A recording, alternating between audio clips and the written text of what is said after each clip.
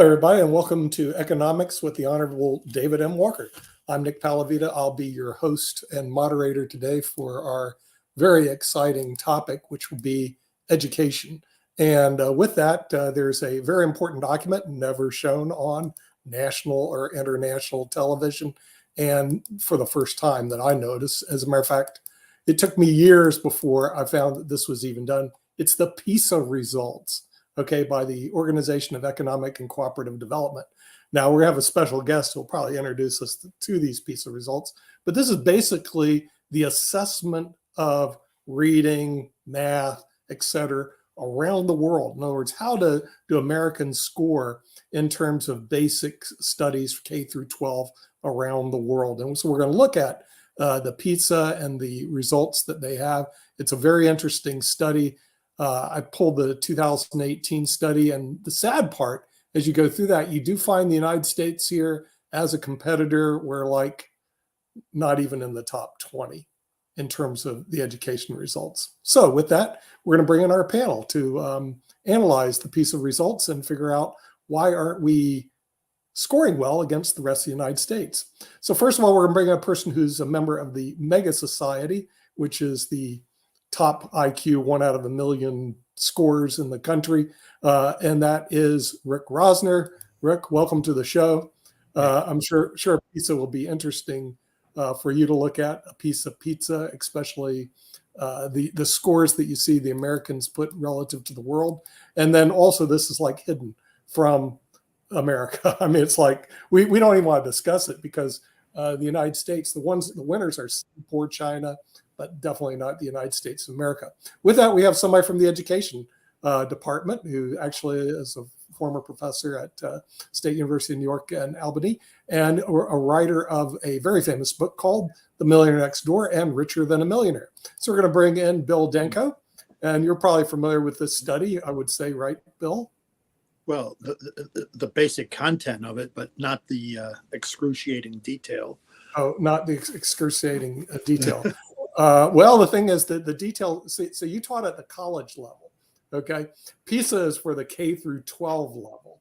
Mm-hmm. And it's like the scores for math, reading, science around the world. And it's done, by the OECD. And what happens, though, the astonishing result is the United States doesn't do very well in the PISA results. And we want to know why our kids aren't learning. And also we'll bring in Sasha Starr from Canada. In other words, may be able to weigh in on this. But this document is like hidden from the world. Of course, Mark Lee is going to join us from Durham, North Carolina. Yeah, I joined, and that was the reason I joined. Nick, as you know, one of the companies that I work for when I'm not doing stuff at the Cultural Arts Center is a company that is actually in the testing business. It's actually one of the leading testers in the country, and I think that is part of the problem, is that we grade to the test or we teach to the test. And definitely there is a major company here in North Carolina. Actually, there are a couple of companies here in North Carolina that will talk to you about that, is how we grade to the grade to the exam or teach to the exam. Sure. So the kids are actually learning the exam and not necessarily learning the material. So I don't know if Bill's got any thoughts, because that is a conversation that has been going on in education for a number of years. And like I said, without naming the company, I may name it later, but it is very much known in the grading circles and all along those lines. But it is definitely one of the leaders, and even they will admit that a lot of times the teachers, and they have to meet with the teachers, are being the students are being taught to the test. So a lot of times it's not about developing critical thinking or developing the ability to actually have a coherent argument and all along those lines. It is trying to make sure that you are meeting the standards that they want you to meet. That's part of the whole conversation around Common Core and all in that space. And I think Common Core has been supported by both of those on the Republican and the Democratic side. And I think that there are some issues around Common Core, and even the way that Common Core is now even tied into the AI conversation as well. Because part of the reason I still have a job with that company is because of the fact that they feel that AI can't, while it can grade effectively and grade very effectively, that it can make errors and that it may not understand human nuances. So they have to have us humans do cross-check, for lack of a better term, and all along those lines. But Bill, any thoughts about this nature of education? You wrote that great book, The Millionaire Next Door, and everything. But I do know that a number of folks, and I've had folks in my family that have been teachers, including some that have passed on, they will tell you that that is their frustration, is that we are too busy teaching to the test. That was the expression I was looking for, and not necessarily getting folks to have a understanding of what they are learning. But Bill, any thoughts? Well, yeah, that I would like you, Nick. You said you have the 2018 edition of this report. Yeah. I would like to see what it was like in the year 2000 or 1990 if they did collect data such as this. I mean, what I suspect is there's a downward trend for the United States. And I can look at this, being at the, professor at a university, since like 1980, to the early part of this century. The two things are happening. Either I was younger then, and maybe the students were brighter, or maybe as I got older, I didn't understand why the students were less able in towards the end of my career. So I think empirically, from my observation, students are less prepared, and most of my students were from the United States. So I can, anecdotally, I can say that these results are probably true. Hey, and then on the other hand, just really quick, that's all. Shaquille joined us. Do y'all have a lot of that thing that I alluded to? Because I do not know the Australian education system the way that you would and everything. But is there a lot of teaching to the test? Because that is one of the main complaints that exists here. I can tell you that teacher friends of mine, whether they are union teachers or non-union teachers, are very much frustrated by this notion. And I don't know if it's a global problem or if it's just something that is more Western based. You don't have any problems, Mark, in the United States that the rest of the world doesn't have. The rest of the Western world has the same problems as you guys. I know that upsets you because you guys think you're unique, but we actually have the same issues. And I can tell you that when we are teaching our kids to focus on all sorts of other issues, and we're not teaching them to focus on their grades, they get left behind. And if they happen to be unfortunate enough to be like myself, I won't tell you what my IQ is. I'm not going to in any way compete or compare myself to Rick Rosner. But if they are unfortunate enough in any way to have a high IQ and to be an academic outperformer, there is a significantly higher chance of them dropping out of school than there is of them completing it. Because our school system sucks. Our school system sucks. It makes bright kids get so frustrated and bored that they drop out.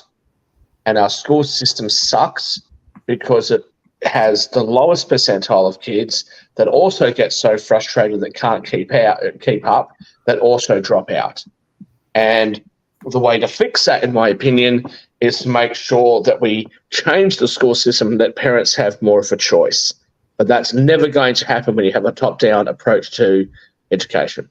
Hey, sorry, Rick. Shaquille, along those same lines, North Carolina used to really pride itself on vocational learning and trade and a number of things around that area. And there are still some schools that are doing quite well in that. But I do know that there are some folks that are seeing the vocations and the trades leave in our school systems. And this is also frustrating some of my parent friends and everything. So I was wondering, is that an issue in Australia and around the world? Because you are a world traveler and everything. Because I think that we don't give enough respect. And as you know, and I know, there are some people that are plumbers and brick masons and a number of other folks that can make some pretty good money, maybe as much money as the doctors, lawyers, and Indian chiefs.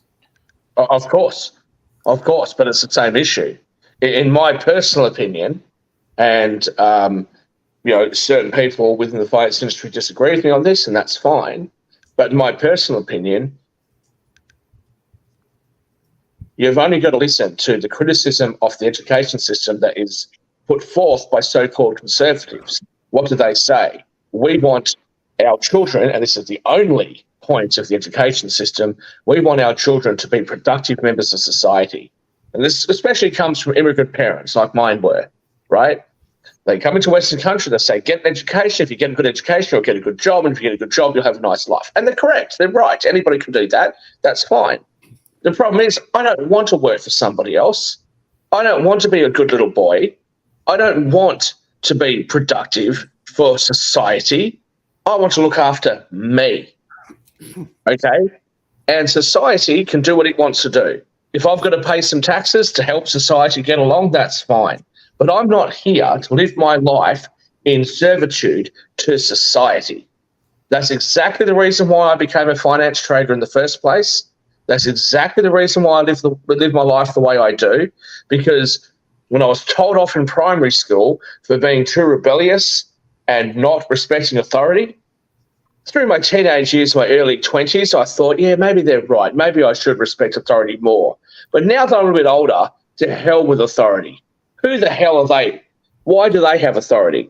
So this is the problem that we have with the school system. We are institutionalizing our children from their earliest ages. They go to school, the bell rings. Between that bell and the next bell, you've got to work on your schoolwork, whatever else it is. Then you have a break. The bell rings, you've got a break. Then you have another bell, now you go back to school. Then you have a bell and you've got to go to lunch, right? Very regimented, very much like you're working in a factory. To hell with that. That's not how education was working a few hundred years ago, and we did pretty well back then.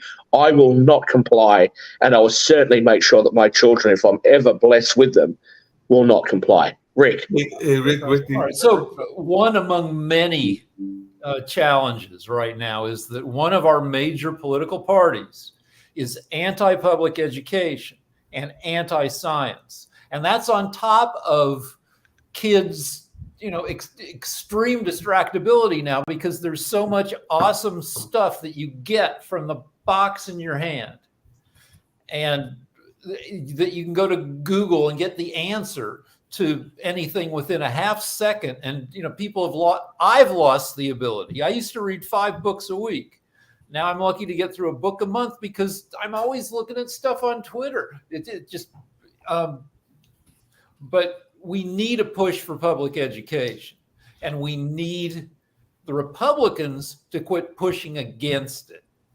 Rick, you're intelligent enough a person, an old enough a person, to make your own choices. If you think Twitter's a problem, get off it and go to your library if you think you should be reading more books. But I want to make a bigger point. When I was growing up, I went to a Christian school many Christian schools as I was growing up. Richard Dawkins came out with this sort of, not anti-intelligent design sort of thing, Darwinism. And he targeted children. And I watched those, much to the ire of my school teachers at Christian schools. But I watched it anyway. But it was allowed to happen. Now we have the reverse. Now we have science, as you've called it, so-called science, that we know for the last at least 20 or 30 years has been politicized. We know that you can't get grants for certain types of studies. You can only get grants for certain studies that comply with a particular political view. And the science has been slanted. And you point that out, and you're called some sort of radical right-wing extremist. If we really believe in science, I'll ask the same question I asked a handful of weeks ago. We know, for example, that testosterone levels in men and women and certain animals has declined precipitously over the last 30 years. Should we do a study on that? Should we try to work out whether that might have an effect on something and what the possible solutions are?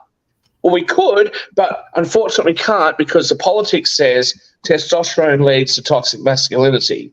So when people want to sit there and lecture conservatives, which I am not, but if people want to sit there and lecture conservatives about following the science, yeah, I'll follow the science when the science is fair. Also, I'll follow the science when I can read both sides of the argument, even arguments that I don't agree with. Richard Dawkins, for example, there was a study done where the question was asked, we breed horses and greyhounds and other animals based on their genetic traits to build or to breed stronger animals. So would it not make sense that we could do that with humans? Now, obviously, we don't want to go down that path as a species. We don't want to go down that path, especially after what happened in Germany. We don't want to go down that path. But the question of would it work is a different question to the ethical question of should we do it? Those are two different questions. And Richard Dawkins wouldn't even entertain the question and actually attacked another scientist after telling me when I was 9 years old that he would always follow the science. He took a political position. So I grant what you're saying. Yes, those Republicans that went for creative, intelligent design instead of Darwinism, fair enough that there was some criticism of that. But parents surely should be able to influence how their kids are going to think and feel and what sort of education they're going to get. I'd bet that more than 99% of papers in the hard sciences, physics, chemistry, much of biology, don't have any political slant. I mean, you can talk about the soft, you can talk about sociology and poli-sci. Obviously, all that stuff's going to have plenty of slant. But in the hard sciences, there's going to be very little. All right, you get into climate change and stuff, and the Republicans are going to fight studies of that. But all right, Rick, I'll make you a deal. I don't know what you can afford, what you can't. I'll just put a number out there. You said you'd bet on it. All right, I'll bet you 100 grand. I'll be in the United States in the next month or the month after. I'll bet you 100 grand. You name 5 universities. Name 5 universities in the United States. We will read the papers. We'll give you the last 10 years. So we're not going to talk about the recent stuff. Give you the last 10 years. We'll you and I together, we'll pick the studies. I'll give you first choice across the studies. I'll bet you $100,000 that the studies will be politically slanted. You take a bet? I can. No, Mark. No. I've put a proposition to Rick. 100 grand. If you can't afford 100 grand, we'll go to 10 grand. If you can afford that, we'll go to $1 million. You name the figure. I'll put the bet on with you. My wife would kill me if I went more than $350. All right. Well, $350 then. But if you lose, you owe me dinner as well at the French Laundry. Okay, $350. Let's do it. More than $350. But we have to stick to the hard sciences, chemistry. Yep. Physics. Hard sciences. You get to pick the universities. They can't all be California, but they can't all be Republican universities. So you pick the universities. We will pick 10 scientific papers. Shaquille, so we can get an understanding of what's going on with this bet and everything. I'm going to mention a study. It's actually a recent study, and it is actually something that you were just talking about, testosterone, and all along those lines. It was a study done earlier this year, and I'm going to read part of the study, but not all of it. And you tell me if, as I read part of this study, if it is politically motivated, so that folks before you do, Mark, I'll just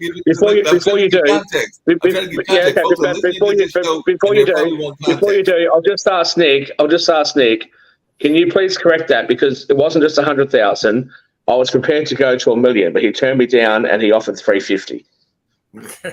Yeah, but just really quickly, this study on testosterone, this is what it says in the opening, and it is from Harvard. We all know that we love how much we love Harvard, but it says, what do you think of testosterone? What comes to mind? Macho man, aggressive, impatient type A behavior, road rage, violence. Testosterone's role in bad behavior is largely a myth. What's more, testosterone plays other important roles in health and diseases that may surprise you. For example, that you know that testosterone is a key player in prostate cancer, or that women need testosterone too. There's more to testosterone than guys behaving badly. Learn all about the sex hormone here, including its primary benefits. And then they go into some of these primary benefits, including development of the voice, the deepening of the voice, appearance of facial and hair, and sex drive, sperm production and a number of other things. They even talk about ovarian function and bone strength with women, as well as sexual behavior, including libido. That was part of so the this study. shouldn't turn into the. That was part of the study.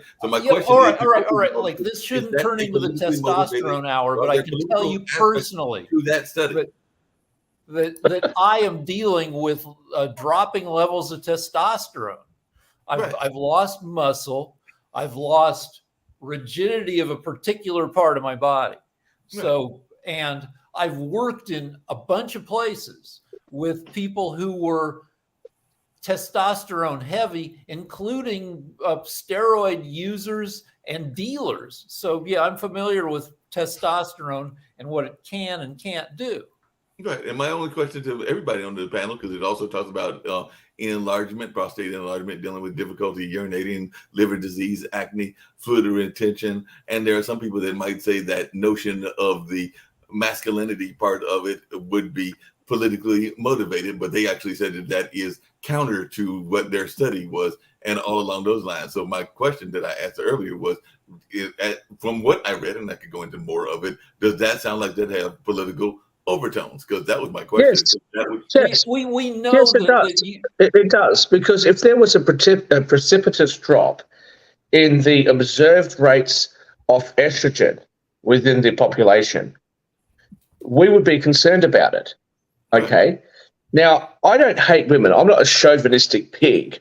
Okay. I might make some chauvinistic jokes, but most of the women that I know will laugh along with me because I'm being a dickhead. Okay. I love women, and women, although I'm single, women generally love me. Okay. We have to look at what are the changes in hormone levels across our own species and also across other species. If we are seeing changes look, if you want to go political with human beings, if we are seeing changes in animals, and we can also observe that there has been a precipitous drop in testosterone levels with those animals, Kimberly, I still love you, come back. If we can see those drops, shouldn't we be studying that? The fact that those studies have been proposed and have been knocked back for funding, why? Why should that be knocked back for funding? That sounds that's a funding question. insane to me. The study itself, I'm trying to understand y'all's bet. And so the people that are watching can understand the bet as well. I'm going to give you the bottom line, because that's what they said. The bottom line, this is their conclusion. And y'all tell me whether you would win the bet or whether Rick would win the bet, because the concluding remark is testosterone is so much more than its reputation would suggest. Men and women need the proper amount of testosterone to develop and function normally. However, the optimal amount of testosterone is far from clear. Check-in testosterone levels is as easy as having a blood test. The difficult part in interpreting the result levels may vary over the course of a day. It is best to measure the testosterone level in the morning, even with an abnormally low level that is replicated on a repeat test. The decision to begin testosterone replacement therapy and Mark, we got the article. Mark, we got the article. We got the article. We got the article. That was the bottom line. Of course. Is that a political statement? Is what I'm asking. Of course. You win. Of course, Mark. In that. Of course. Rick and I will collectively decide on what's political and what's not. But I will say to my Californian friend how heartless he is to actually allow me to sit here and break the Federal Wire Act or whatever ridiculous rules you have in the United States and in California to actually allow me to place a bet from another country. I just can imagine me trying to come into Washington State at the border and I get turned away because Rick Rosner agreed to take the bet. He should have said no, but for $350, I'll never be allowed into the US again. Well, terrible. Rick, where's the love, Rick? Where's the love? I'm guilty of this. I make my online bets via some outfit out of Costa Rica. but so, all right, so everybody knows that universities are hotbeds of liberalism, but that doesn't automatically disqualify the work done at universities. And I went to a big state school, University of Colorado. Right now, it's probably got 30,000 students, and the vast majority of those students don't don't want politics to enter into their education at all and are getting educated. I took, a bunch of math and science, but I also took some women's studies, but most people didn't. And most people could care less about a politically charged field of study like women's studies. The CU turns out a ton of scientists and engineers.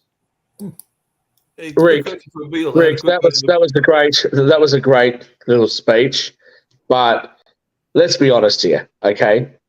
If I was like Donald Trump and set up the University of Shack, right?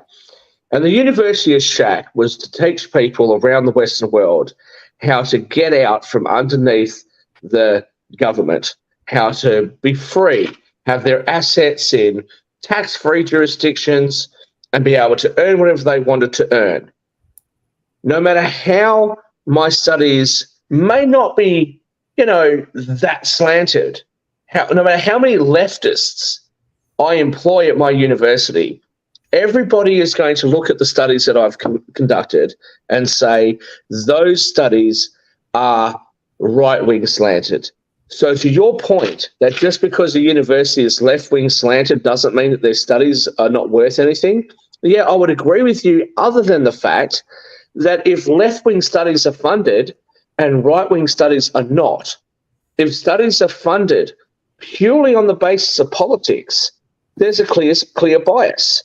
And we know that publishing houses and major media outlets are preferencing one side versus the other. And the worst thing for someone like myself, especially when I look at the stuff that's going on in America, is I'm really not that political a person. I really don't take hard political positions. I try to listen to both sides. But I become politically homeless, and I feel like I'm being lied to when I only get to hear or see or read one side of the argument. Let me hear the other. I'm not an idiot. Let me hear the other side. I may not agree with the other side, but let me hear it. And when those studies aren't funded, it's slant science in one political direction. But Let's hear from Bill Danko, because, Well, the comment was directed at Rick, so I'd like to have Rick respond to it, but Bill, you go first. I got to say, regardless of politics, people have to learn how to code. They have to learn how to work with AI. They have to learn how to build rockets. They have to learn how to build the machinery that will address climate change. I mean, you can argue about the politics of climate change, but climate change will be a $1 trillion industry. And we need to, I want to educate the generation of people who are going to make a ton of money off of that stuff. And Bill, I know you want to say something. If you don't mind, I just want to jump in. I'll just ask one quick question, Rick. I know that you respect me greatly, as I respect you greatly. So I'll ask you this one question: left wing, right wing, Democrats, Republicans, Liberal Party, Labor Party, or Labor Party, Tories in the UK, whatever. Right? Let me just ask you this one question: do you think that if you and I, without anybody else, just you and I, were in charge of the whole world's climate agenda, do you believe that you and I together would achieve more than the political apparatus that we have in the world today? Well, certainly more than America's political apparatus, but yeah, because we would look Right. at the science, we would look at, I believe in climate change, but I also believe that expecting people to change their behavior that will address climate change in any significant way is a ridiculous hope. So if you and I were in charge, we would be trying to find ways where people didn't have to make dramatic changes. We'd be trying to find ways that are practical, that are economically viable, etc. The point that I'm making is we are entrusting, if it's true, and I don't fully agree with this, but if it's true that the world really is as imperiled as the climate change people say it is, why would you trust government people to solve this? Government people haven't been able to solve healthcare. They haven't been able to solve the environment. They haven't been able to solve taxes. They haven't been able to solve, the problems of the justice system. They've made a mess and a mockery out of everything. Why would you, if you really truly believed that the environment and climate change was this much of a calamitous threat to our very existence, the last people on earth that you would entrust that responsibility to would be politicians, surely. But to my main point, Rick, you and I could sit here with the other panelists. We could sit here for the next week or month and come up with better solutions than what these turkeys in politics are coming up with. And that is the major problem with the world today. No, hold on a second, Rick. Hold on. I want politicians to get out of the way. Technology is what's going to, like, you look at the Baltic countries, the Nordic countries, these little countries with 2 million people. The U.S. is a giant tanker ship that is tough to turn, especially when people on the bridge are fighting. It's little countries that can be scientifically nimble, that can embrace modernity. The U.S. right now can't. Yeah, it made absolutely no difference on the international scheme of things. You want government to get out of the way? Awesome, brother. I love you. Welcome to the libertarian position that I have. I'm so glad to have you. But let me just give you a little dose of reality and practicality. You want government to get out of the way? I want Taylor Swift to come on a date with me. Neither is going to happen, my friend. Well, I hate to say this, but he's already dating, last thing, then I'll shut up. The last thing is, all I want is a push for math and science, the same way we had starting after Russia put up Sputnik, the first satellite in orbit in 1957. The U.S. pooped its pants. We freaked out, and we decided we were going to push math and science, and we pushed it hard for 20 years. And that's the reason we live in the high-tech, paradise we live in now. Hey, Rick, do you really believe that the powers to be would want there to be an articulate and intelligent citizenry? Of course they wouldn't. So I agree with you. That's what we want, and we'd be better off for it. But they deliberately dumb us down. Bill Danko's written a book. Yeah. Now, I disagree with Bill and with David M. Walker on death taxes, and I will argue about that till I'm blue in the face. But I can tell you, I would have rather read his book when I was in year 7 than to have read the bullshit economic stuff that I read when I was in year 7. Okay? They don't want people like me to get access to information. They don't want a citizenry which is well-informed and rebellious.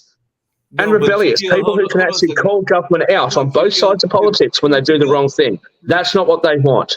And have you ever, Rick, hang on, Mark, have you ever known an instance in history where they've actually wanted the major percentage of the population to be informed? Have you ever known that to exist?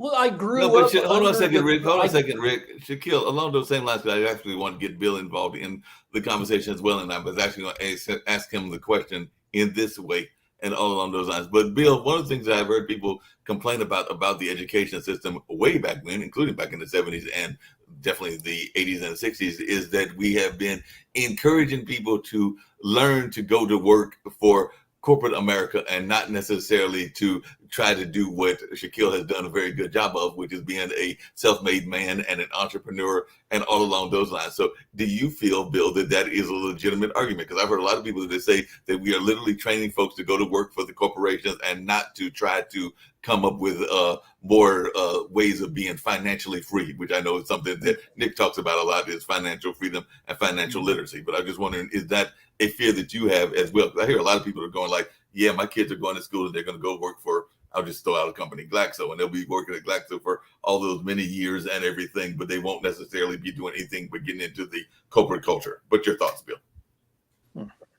No, there's some truth in that. I mean, in terms of a vocation. But one of the things that has been happening in the university system, certainly in the United States, is we've gotten away from the idea of free discourse and having opposing views and having a discussion. we have these safe spaces and have with these trigger words. I mean, it is absolutely a sham when you look at some of the teaching methods that ignore, as Shaq rightly points out, we have to hear the opposing arguments. But sometimes there's too much of a sensitivity among the students and the professors to have any kind of discussion. So the university system has contributed to the problem, that's for sure, in terms of lack of critical thinking and preparing students for, a career or multiple jobs in their career, right? Yeah. So, look, one of the things that I really like seeing in the United States right now is, I like this guy, Mike Rowe, who does the Dirty Jobs programs. There is so much, when I talk to some of my contractor friends who are getting to be my age, and I'm asking them about their succession plan, they said, there is no succession plan. I can't get anybody who wants to get dirty like I did in my younger years. So, I mean, we have some real disconnects in our society, that's for sure. I mean, who's going to do your finished carpentry? Who's going to do your competent drywalling if we don't have some skill? Or the pipe fitting, getting down and dirty is something where money can be made and there are legitimate careers, and the university isn't going to address those issues. But the university is falling down. They're not encouraging free discourse, and there's not enough trade schools. All right. These are some of the fundamental problems that we face right now in education. Can I respond to a couple of things that Bill said there? Firstly, Go for it. Bill has a PhD. He's written a couple of books that I've bought. We've got David M. Walker, very knowledgeable person, former Comptroller General of the United States.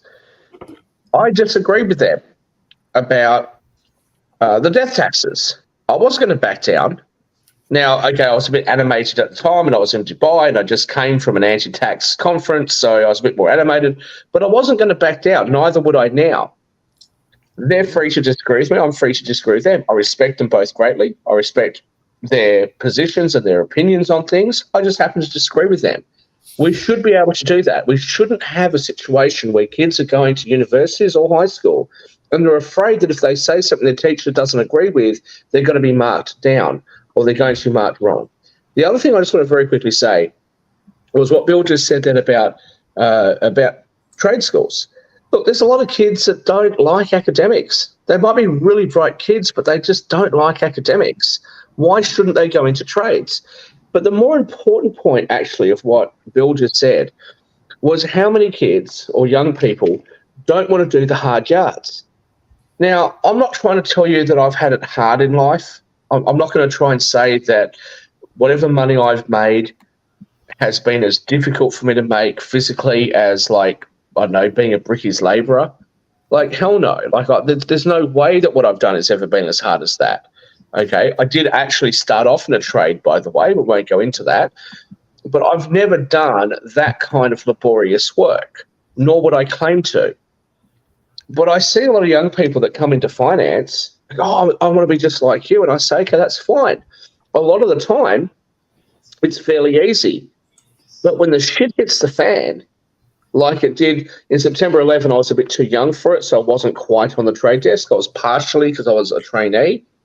But in 2008, 2007-8, there were weeks where I didn't even go home, where I was taking caffeine tablets, and we'd fall asleep at our desks, and like the phone would ring, we'd answer it, we're like, oh, and we're trying to like keep our brains together to try to put on trades because we had people's retirement savings and stuff on the line. It was hard, and this went on for weeks. I remember my girlfriend at the time bringing suits into work for me, and there was no showers at that time unless you went downstairs all the way down to like the gym room. We didn't have time to do that. So I was getting like wet wipes and just wiping myself down and changing my suit, and then like being in like some dirty old shirt and all this sort of stuff. And I did that for weeks. You know, you'd start, because it's Australian time, so you'd start on a Monday morning. You'd finish about 6 a.m. on a Saturday morning because we had to wait for New York to close.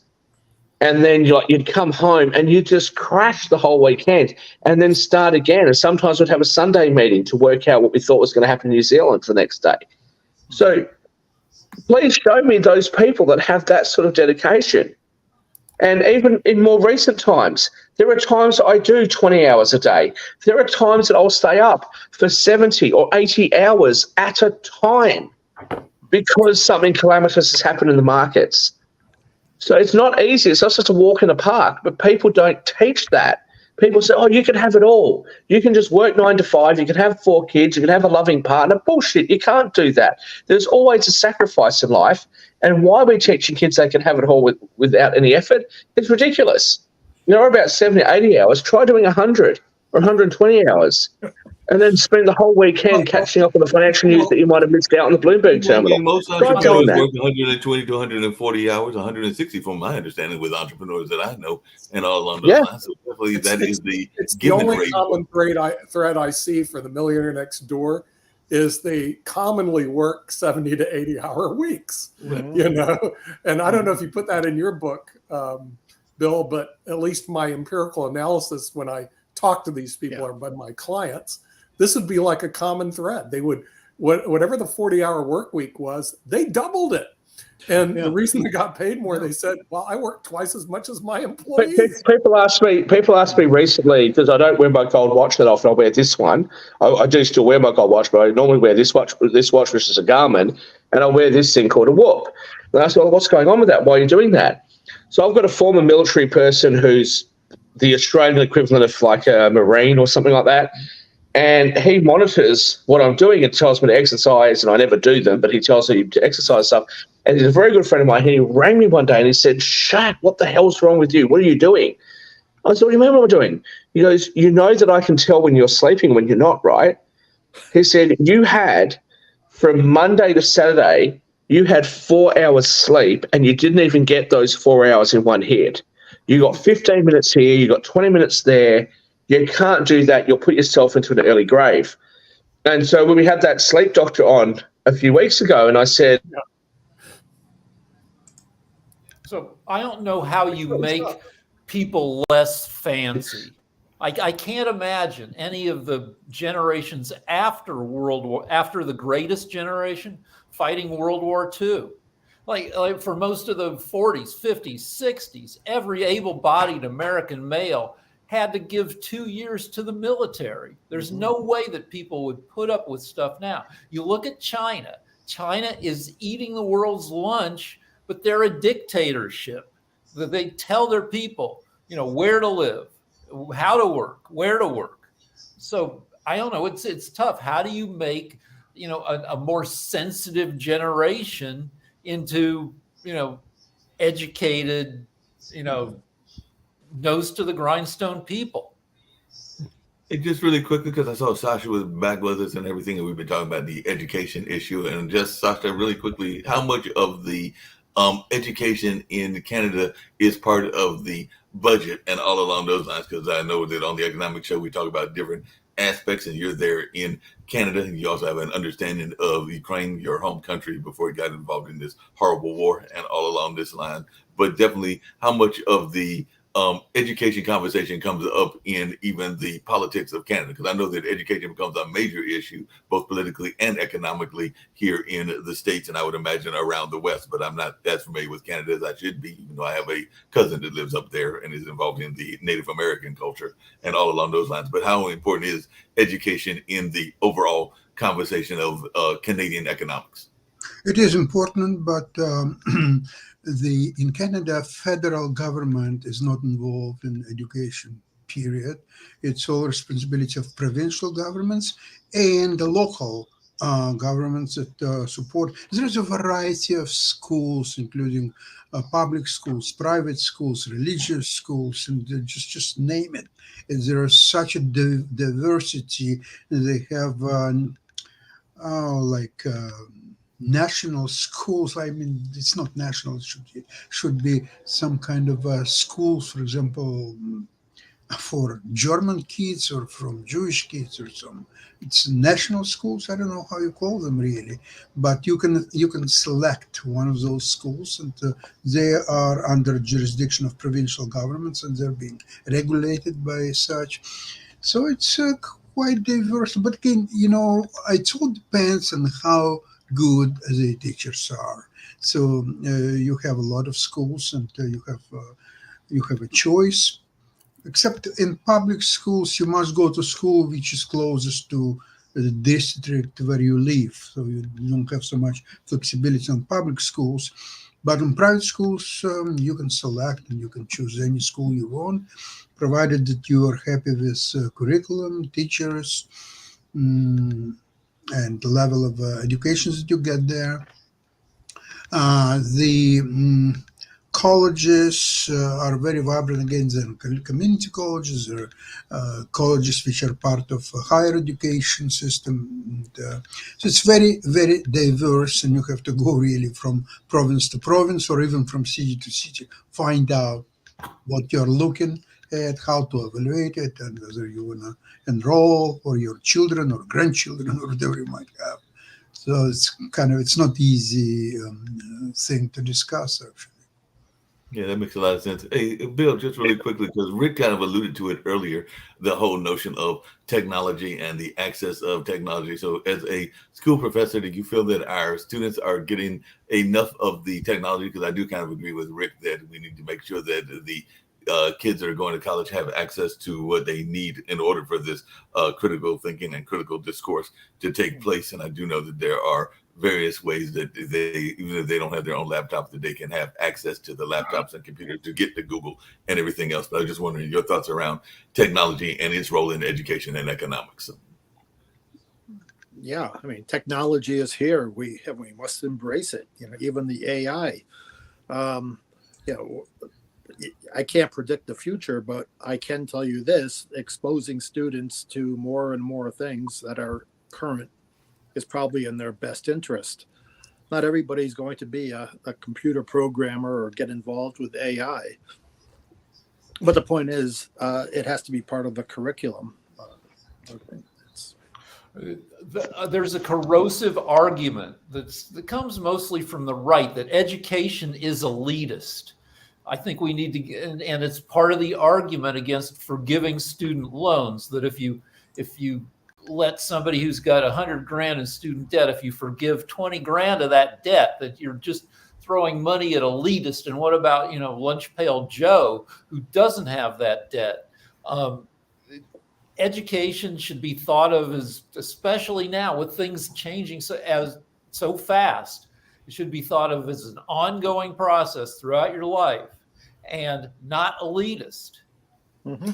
And well, speaking of not elitist, this is something that I want to bring up, Bill, again. I don't know if I brought up on this show. I've been bringing up prior shows. But I think this is a very important document and for our education system to cover it. But after going through a lot of education and looking at education, no one ever covers this particular document. It's called the Budget of the United States Government. And the thing is, the reason why this is an important document, it represents 25% of our gross domestic product. And this is everything that the government spends money on. Yet, I went to 10 years of college, got a BA, MBA, JD, LLM. I even taught at Northeastern University, taught at Campbell Law School, and went through a lot of curriculum to see if anybody ever covered this in any course in the United States. Nick, I hear what you're saying. Nick, I hear what you're saying, and I agree with you. But I got a quick question. For you that answers maybe my thoughts around it. Because I do think the budget is important. I think we got to deal with the budget and have an understanding of the budget and all along those lines. But there is another document, and I have a pocket version of it. I wish Shaquille was here so that he could see, because this is just a pocket version, and it's giving fascinating facts about it and all along those lines. But I would ask you that, how many people, and I don't have any kids, but I do have my 2 nephews, how many people have actually seen this as well and all along those lines? Because you will look, that is a copy of the U.S. Constitution and interesting facts about it. Well, and I would argue that is also not taught enough. I can tell you they actually cover constitutional law and the Constitution. I learned it in my political science class at University of South Florida. They had it in law school, obviously. So the Constitution was covered. And frankly, at law school, they actually had very good teachers under constitutional law. And you can actually read quite a bit about it. Okay, that being said, the Constitution doesn't represent 25% of everything we spend. This document does. And it seems to me only the elitists read it. The first part is basically, I'm 43 pages into it, is a sales job.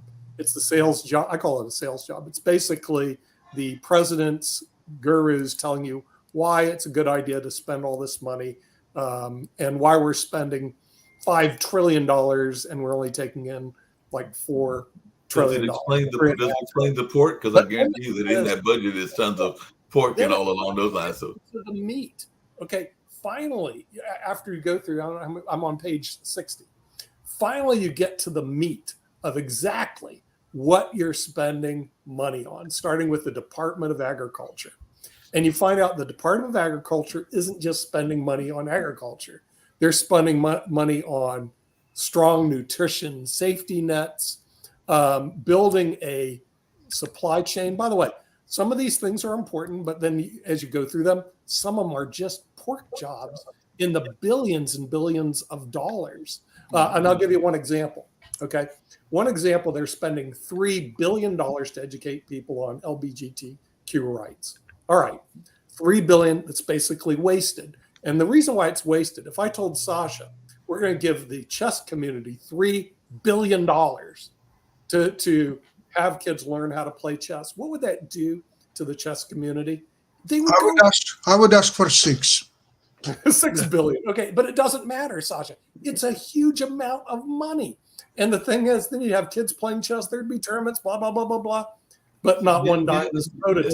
Nick, hold on a second. Nick, you say it's hold on a second. You say it's wasted. You say it's wasted, but that group, and Rick can talk to this as well, but that group has definitely suffered a lot in their mental health, and a lot of them, and part of that money is probably to go around studies and efforts to help that community as well. The chess players have suffered a lot. I mean, the thing is, this is what I'm saying about the crying liberal, and I'm a Democrat. This is, to me, is crying liberal trash. But I don't know the exact figures, but the figures are very high in that community, particularly around certain parts of that community and everything. And I think that they have as much right as anybody else to be represented and to have their voices heard. That's just my opinion. I will definitely say that I am probably one of the more liberal folks here. I agree. You go ahead and send them a check. Okay. My wife has worked at a couple. Money and our money. Okay? My wife has worked at a couple liberal Los Angeles high schools, and those schools have a lot of kids struggling with gender issues and are a little miserable. But you know what? I and my friends struggled with virginity issues in high school. So we should give you $3 billion? No, we should. It's a distraction that no matter even if a kid is struggling with gender issues, that kid still wants to be freaking educated and be prepared to be a productive adult. Maybe the kid doesn't realize it because the kid is all sad because, I was sad all through high school because girls didn't like me, but I still needed to be educated. We need to look at it like what you just put up here with the budget. The discussion needs to be about how to educate modern kids with the same kind of dialogue we had in the 60s when Sputnik made us re-examine how we were teaching people. Rick, I would like to remind you that 100, 200 years ago, European nobility would send their sons to Brussels to get sex education. And experience at the same time. And that worked wonderfully. They were feeling really a man from that point on, and they enjoyed themselves. And that is, in my opinion, a proper education. Well, yeah, there are solutions that don't cost money. Realize the American government is broke. You got to start with a proposition, 30 trillion in the hole going 2 trillion in the hole. Then you start looking at this in a different light. Okay, connects more rural Americans to high-speed internet, $2 billion. That's $2 billion of taxpayer money that we're borrowing from your grandchildren to pay so that somebody in rural America gets high-speed internet connection. Too bad. If they want it, they can pay for it.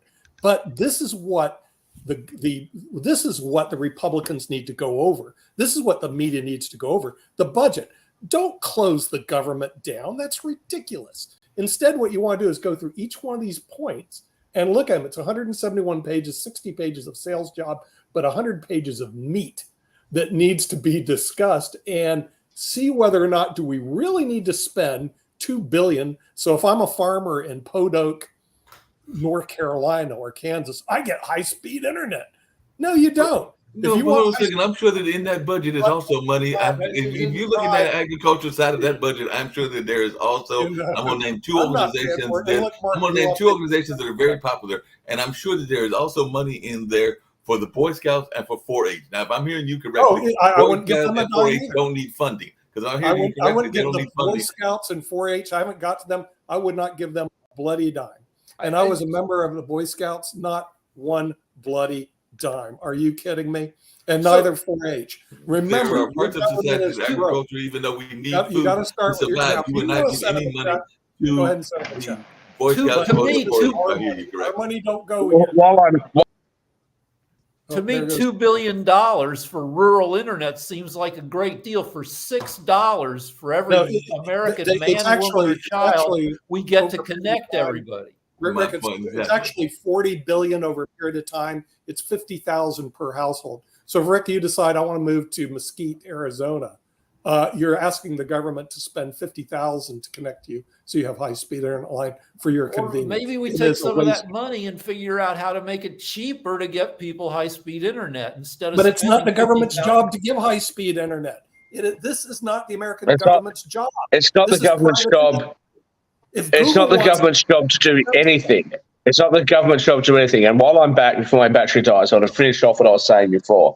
These sleep doctors are trying to tell me that I need more sleep. Okay? Who the hell has time to sleep 8 hours a day or 6 hours or 4 hours a day?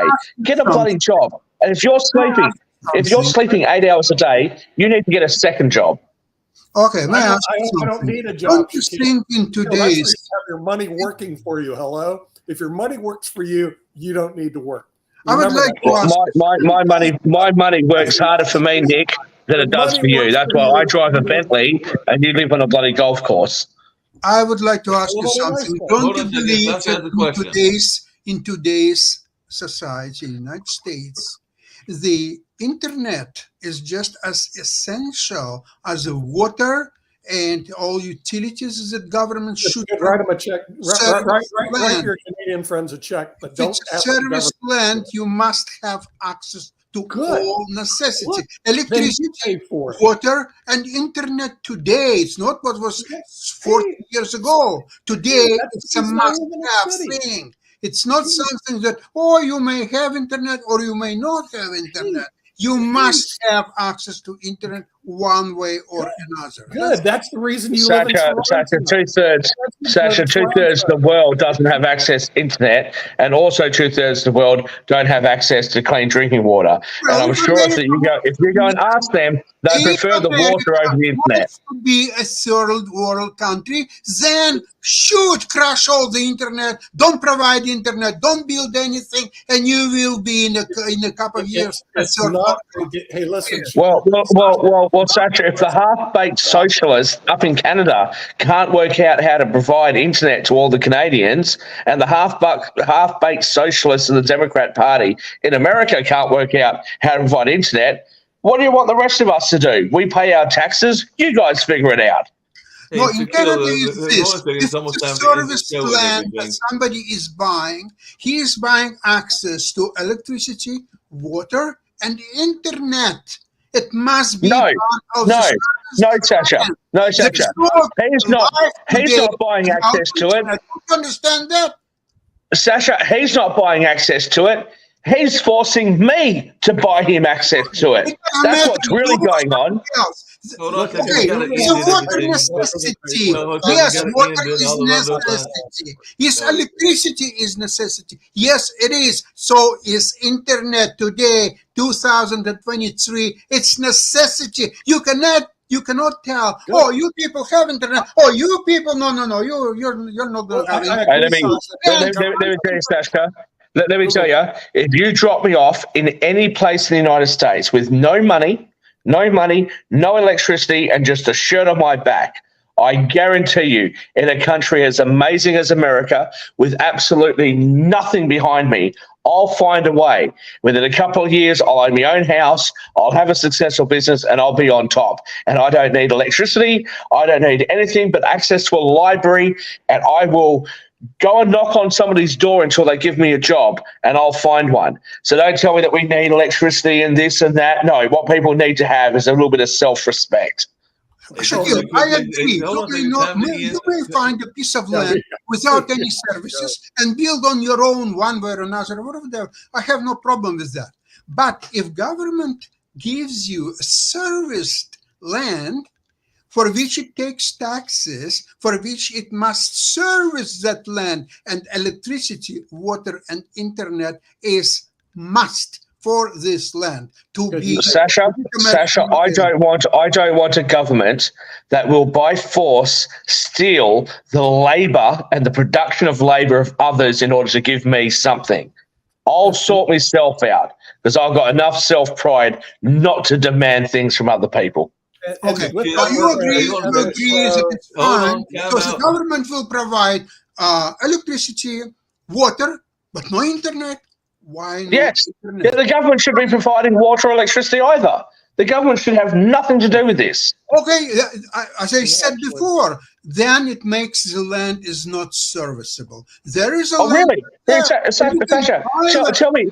No problem. Sorry, what's going on in what is it where Michael Moore's from in Detroit, Michigan, in Flint, Michigan? The government provided water up there. How'd that work out? David M. Walker. How'd that work out? You know what?